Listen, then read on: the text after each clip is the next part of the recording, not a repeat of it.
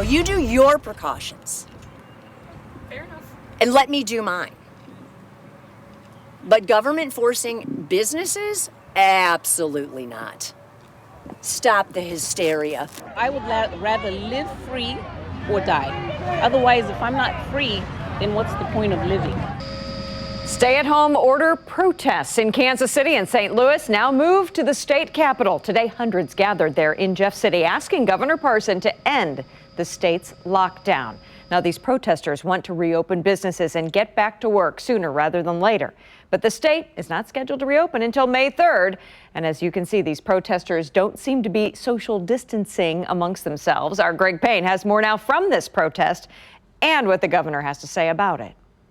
People line the streets of Capitol Ave here in Jefferson City for one important message, which you can find on multiple vehicles. It says, "Reopen Missouri."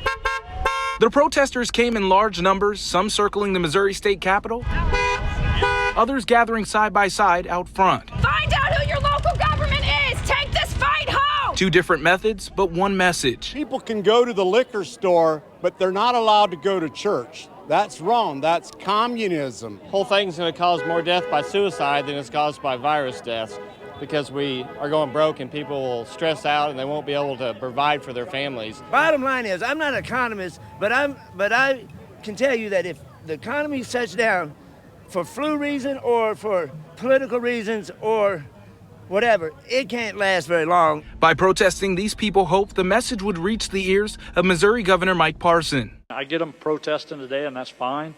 They have every right to do that. But, you know, what we've been asking people all along is to stay home. That's what we're simply doing and going with the guidelines of the state.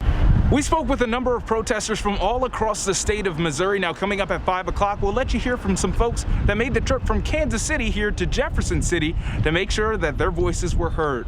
Reporting here in Jefferson City, I'm Greg Payne for KCTV 5 News.